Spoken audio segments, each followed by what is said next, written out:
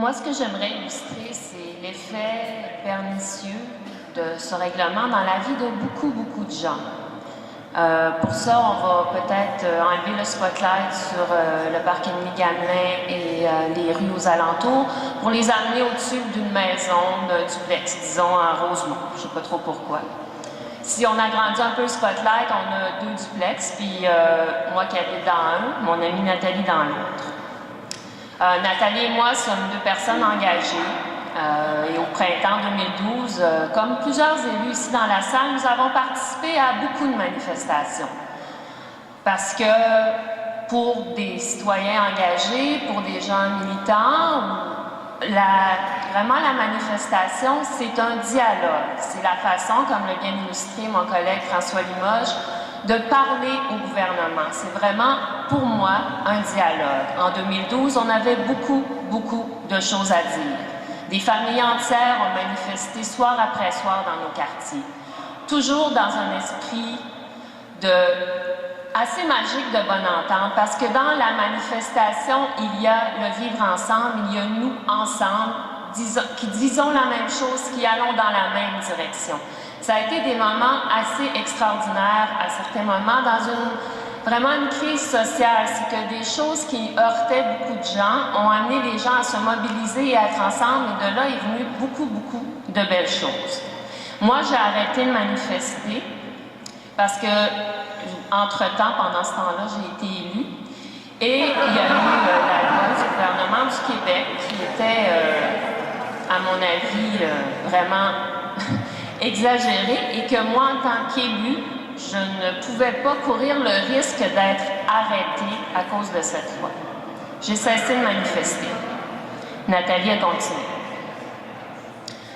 Cette année, quand le printemps est revenu, beaucoup de gens ont voulu marquer ce retour-là pour marquer l'histoire, pour se souvenir des revendications qu'il y avait, parce que plusieurs n'ont pas eu d'écho encore, qui ne sont pas transmis en changement.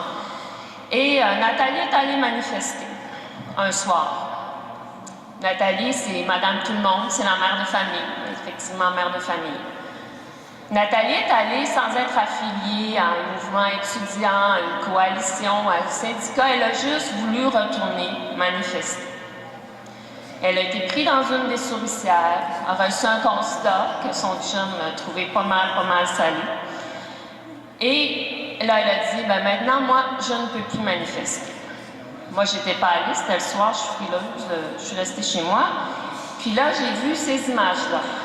Alors là, je me suis dit, bon, maintenant, on n'a plus la loi au gouvernement, mais je ne pourrai plus non plus aller manifester parce qu'il y a ce risque-là d'être prise dans une souricière et de contrevenir à un règlement municipal. Je crois qu'en tant qu'élu, je ne dois pas faire ça, donc je n'ai plus la possibilité d'aller manifester, ou si je l'ai, ou si je décide d'y aller, j'ai ce doute, cette crainte. En 2012, c'était mon premier conseil municipal. Les policiers nous ont expliqué que ces amendements au règlement allaient vraiment faciliter leur travail pour cibler les casseurs. Dans la présentation du SPVM au comité exécutif public mercredi dernier, le commandant, je vais juste être sûre de ne pas me tromper de nom, Simoneau du poste de quartier 21, quand il y avait effectivement ces souricières-là, les casseurs n'étaient jamais pris, puisque eux, ils sont assez wise, et ils voient arriver les policiers, ils savent par où s'enfuir pour très vite. Ils n'arrêtent que des citoyens ordinaires qui se sont joints à la manifestation, qui ne sont pas dans les comités qui ont organisé la manifestation et qui auraient pu donner un itinéraire, qui ne sont pas au courant de rien.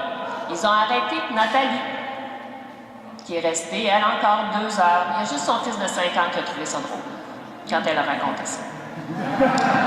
Je crois que, dans les circonstances, le règlement P6 tel qu'amendé en 2012 n'est ni essentiel, ni nécessaire à la sécurité des Montréalais. Je crois sincèrement, on l'a dit, on l'a démontré, qu'il y a beaucoup d'outils pour les policiers pour arrêter les casseurs et pas arrêter Nathalie. Excusez-moi. Et quand on parle de l'atteinte aux droits et aux libertés, c'est ça. L'atteinte aux droits et aux libertés, c'est d'être dans mon salon et d'avoir peur d'aller manifester pour une cause à laquelle je crois, dans une ville qui est extrêmement pacifique, qui est extrêmement sécuritaire. Nous ne sommes pas au milieu des émeutes raciales aux États-Unis dans les années 60. Nous sommes à Montréal en 2013. Et je crois sincèrement que le SPVM a tous les outils et, à mon avis, le jugement avec les outils qu'il a habituellement pour faire bien son travail. Je voulais ajouter aussi qu'on associe souvent les gens qui sont contre ce règlement à des gens qui sont anti-policiers. Moi, dans ma famille, il y a plusieurs policiers. Il y a plusieurs militaires aussi. Et je n'ai pas eu besoin d'écouter 19.2 pour savoir que c'est un des plus difficiles métiers au monde. Mais en ce moment, on a coupé le lien, on a coupé le dialogue. On peut pas, ça ne peut que s'accentuer. On avait cette impression-là en 2012 qu'on ne pouvait aller que dans plus de violence, plus de problèmes, parce qu'il n'y a plus le dialogue, il n'y a plus la confiance entre la population et les institutions, entre la population et ceux qui sont supposés les protéger.